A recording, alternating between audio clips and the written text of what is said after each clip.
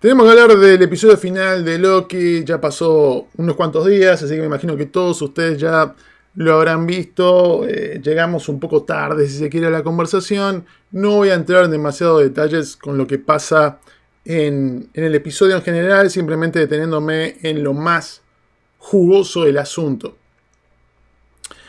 Ah, en líneas generales, una vibra bastante Matrix, ¿no? Cuando Neo se encontraba con el arquitecto, o cuando en la serie Dark teníamos ya esas escenas donde se intentaba dilucidar qué era lo que estaba sucediendo y veíamos a nuestros héroes confrontándose con figuras de inmenso poder, en gran parte el poder del conocimiento, y como yo dije en el episodio anterior, el tema del conocimiento como herramienta de liberación me parece que ha sido bastante predominante, como el tema del libre albedrío, cuando sirve realmente tener acceso a opciones, a posibilidades, es una existencia más placentera cuando uno no posee ese tipo de opciones y es víctima de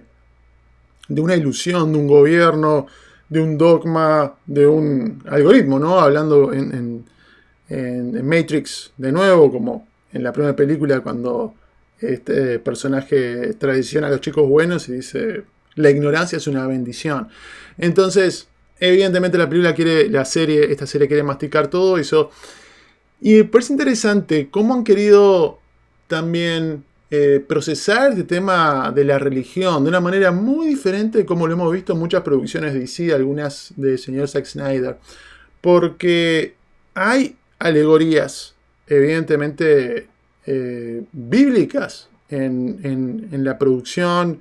Está ese tema del TVA un poco como un culto o un sistema religioso bastante obtuso, donde no se acepta el cuestionamiento, donde, como decía la otra semana, ¿no? Vamos a tener un personaje como este de Google Math Rock que llama Ramona, le quiero decir a veces, de esta jueza, que ella es un poco como ese seguidor del culto que estuvo dedicando toda su vida. Y a estas alturas quiere de alguna manera justificar que su vida sirvió para algo, aunque le está entrando un poco de dudas y evidentemente está experimentando cierto arco, vamos a decir, su personaje. Um, pero creo que la serie lo hace desde un ángulo interesante, sobre todo con este personaje de Who He Who Remains. He Who Remains. El que permanece o aquel que permanece. Que me gustó mucho como hicieron toda la revelación, ¿no? Entran Sylvie y Loki a este castillo allí en el fin del tiempo, en esta ciudadela. Se encuentran con Miss Minute, este personaje animado que no pensábamos que iba a ser bastante relativamente o más importante de lo que uno imaginaba cuando comenzó la serie. Y toda esta cosa de, bueno, misterio alrededor de este personaje que en teoría ha estado como un titiretero detrás de bambalinas orquestando absolutamente todo lo que hemos estado experimentando. Y cuando se presenta, bueno, se confirma lo que especulábamos antes. Yo decía, acá tiene sentido que sea un personaje que no hayamos visto, ¿verdad? A diferencia de WandaVision, que tal vez se ajustaba más el tema de, vamos a hacer la revelación, que es alguien que ya se había introducido antes con Agatha. Como esta serie, una de sus influencias claras había sido el Mago de Oz, al igual que el Mago de Oz, me parece que cuadraba también que apareciera una especie como de Willy Wonka detrás de toda la maquinaria. Y lo que decía de la religión, ¿no? Evidentemente jugando con el tema de él como demonio, ¿no? En el primero o segundo episodio se hablaba de, es el demonio personificado cuando se referían a lo que estaba haciendo Sylvie. Pero lo vemos a él comiendo una manzana, jugando un poco a sentirse un hombre, un ser humano, pero que ha alcanzado el poder prácticamente divino, está en control absolutamente de todo. Y cuando él dice, bueno, me han llamado de diferentes maneras, esto que lo otro, y tiene esta cosa muy juguetona, muy burlona, evidentemente evoca esas cosas que uno puede asociar a un personaje como Lucifer. También el tema del engaño, ¿no? Todo lo que había hecho había sido una gran charada para él mantenerse detrás de esa literal cortina de humo que era esta criatura que estaba ahí en el Void. Es un episodio donde hay bastante diálogo, hay mucho exposition, era necesario que lo hubiese. Así que la pregunta no es, ¿es malo que haya mucha conversación o no? El tema es, ¿era de buena calidad o no? Y creo que la respuesta es sí, porque él nos cuenta un poco la historia, me parece que de una manera bien representada, evita caer en el recurso bastante conocido del flashback, con estas figuras que se van armando y contando la historia de cómo en el futuro una variante de él descubrió el tema de los multiversos, se conectó con otras variantes, empezó a sumar información, lamentablemente se desenlace, vamos a decir, estalla este conflicto entre los multiversos por estas cosas de supremacía, y él, tratando de poner orden en todo esto, es que crea el TVA. Empieza a desaparecer todas esas otras líneas de tiempo, incluyendo a sus variantes, que son mucho peor que él, y entre esas variantes tenemos que asumir que está Kang, el Conquistador, ¿no? Y es cierto que Marvel está mezclando un poco cosas del cómic y diferentes personajes del cómic, pero esta versión que conocemos nosotros no es Kang. Así que lo que dijimos que tenía que ser Kang, estábamos en la práctica en lo cierto, pero igualmente Marvel se mantuvo unas bajo la manga.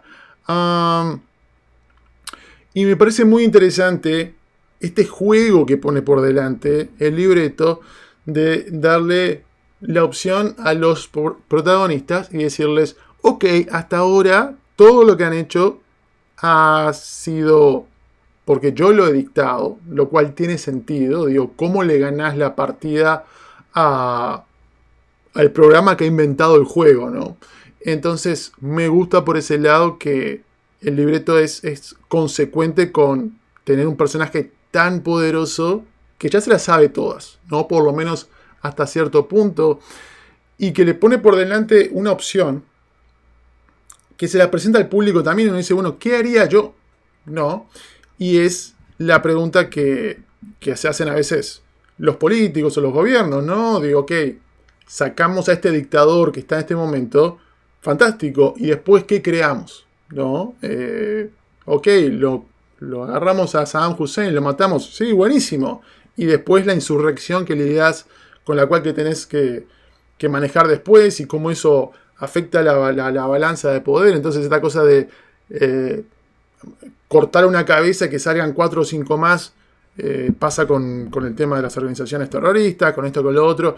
Entonces me gusta que le pone por delante a los protagonistas una opción tremendamente complicada para el espectador también,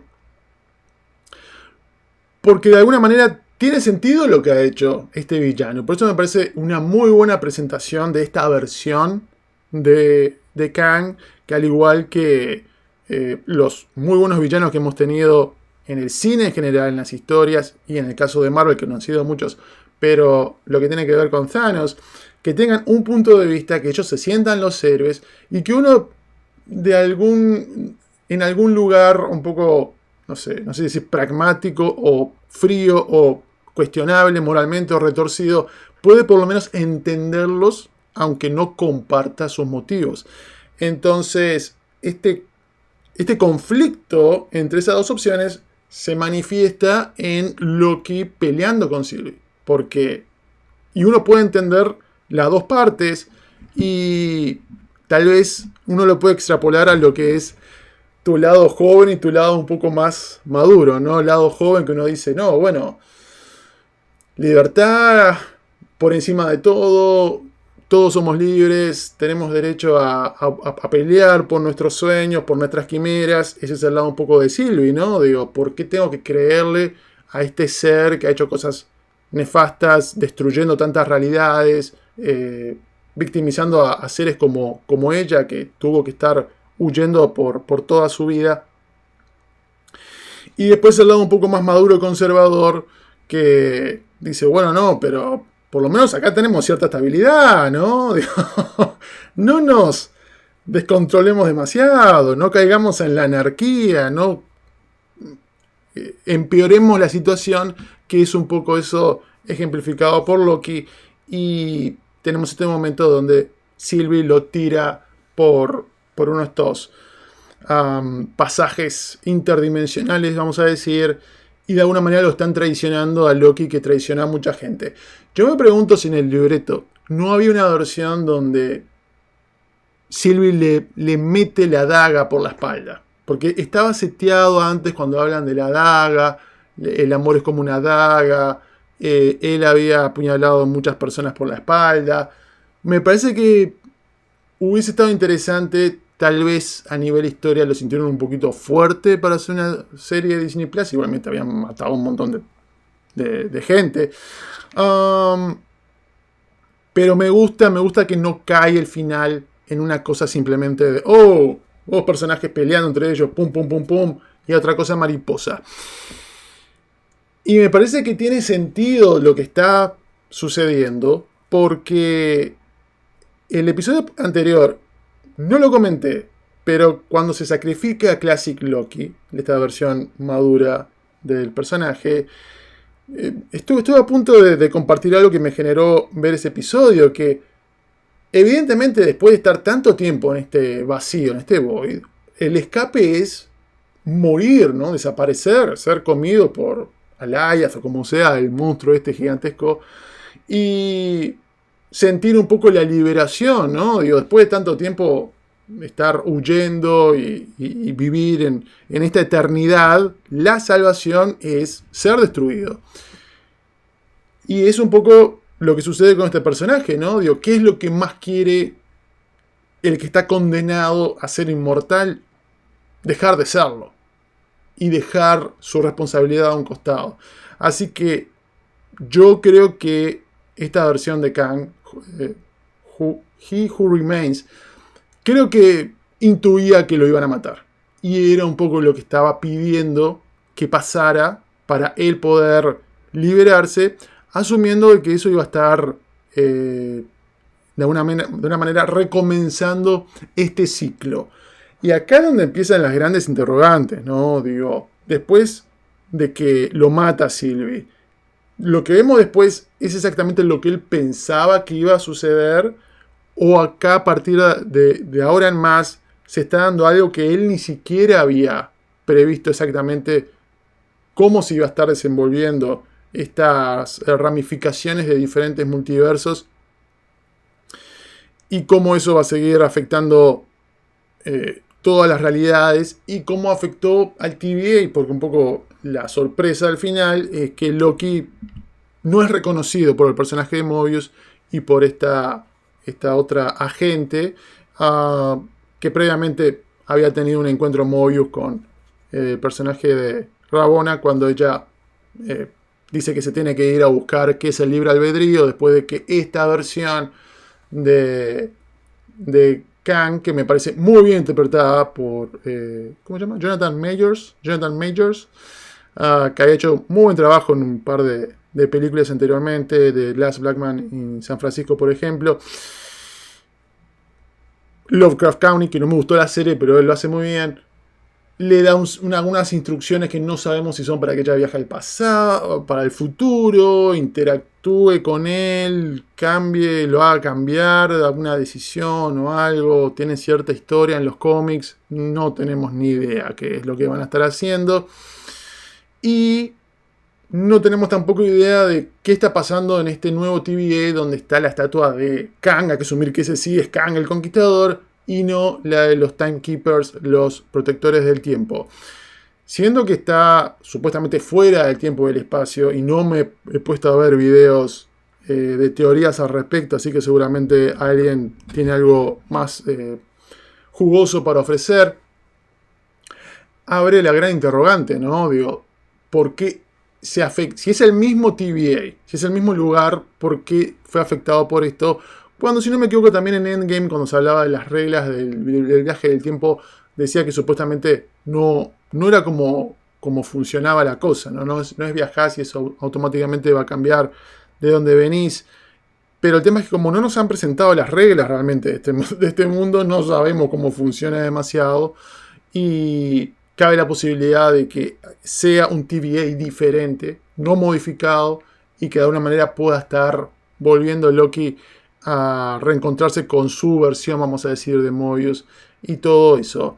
Antes que me olvide, se ha anunciado que Loki va a estar siendo parte de la segunda parte de Doctor Strange in the Multiverse of Madness, un poco sirviendo como culminación, si se quiere, a estas dos series de... Bueno, obviamente, la otra sorpresa es que va a haber una segunda temporada de Loki, pero ese personaje con WandaVision, con Doctor Strange, supongo que van a estar cerrando en buena parte de lo del multiverso, y posiblemente cuando veamos a Kang, que estoy seguro que lo vamos a ver en algún momento antes, como lo hicieron con Thanos en Quantumania, la próxima película de Ant-Man and the Wasp.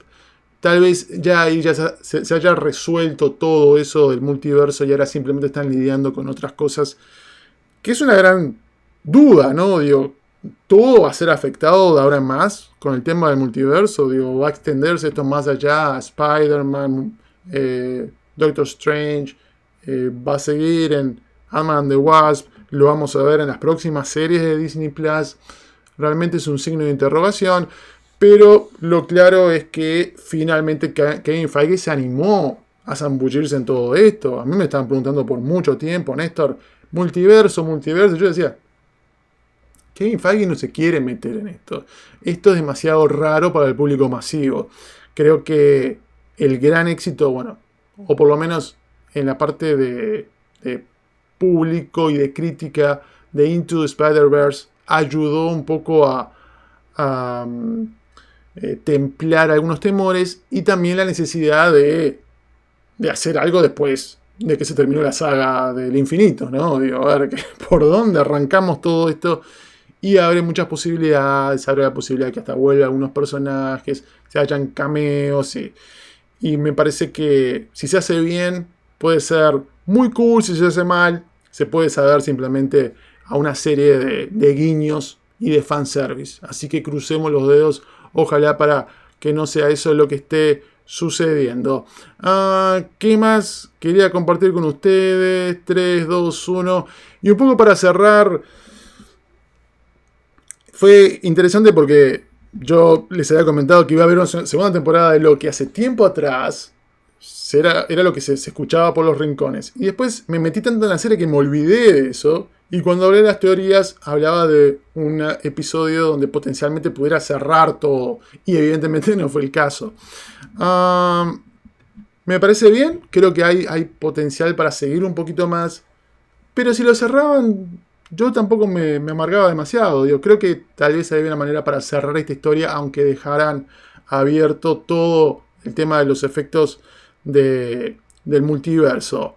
¿Cuál es el ranking de esta serie? ¿Dónde la pongo dentro de las otras tres? Es muy difícil, no por Falcon and the Winter Soldier, que para mí se queda claramente en el tercer lugar, pero versus WandaVision, lo que sí tiene esta serie es que es más consistente, el nivel de calidad. Las otras dos pincharon, sobre todo en el último episodio, que tanto Falcon como Wanda fueron muy flojos, y no fue el caso con Loki. Tal vez tiene la excusa, digamos, que fue un episodio que tal vez no tenía que atar tantos cabos porque va a seguir una segunda temporada, pero me parece que se mantuvo bastante bien de principio a fin. Ese estándar de calidad muy ambicioso en todo sentido, aunque eso también lo comparten en lo que tiene que ver con WandaVision. Es difícil, es complicado. Para mí, acá hay un empate técnico entre las dos, porque Loki en ningún momento me generó esta intriga que tuve con WandaVision. Y tal vez, en parte, por la decepción que me llevé, en parte con WandaVision por ese lado. Pero tal vez por ser la primera, creo que WandaVision generó algo muy especial que no se pudo, no lo pude reproducir con Loki. Así que factor anticipación, ansias, WandaVision la supera a Loki. Pero factor consistencia, termina estando Loki por encima. Así que creo que por un pelito Loki. Si me preguntan hoy, por un pelito Loki. Pero lo importante, muchachos, es qué les pareció a ustedes esta primera temporada. ¿Les gusta que siga? ¿Hubiesen preferido que hubiese terminado? ¿Y en qué lugar la ponen en su ranking de las series de Marvel en Disney Plus? Ahora sí, pasamos al próximo tema.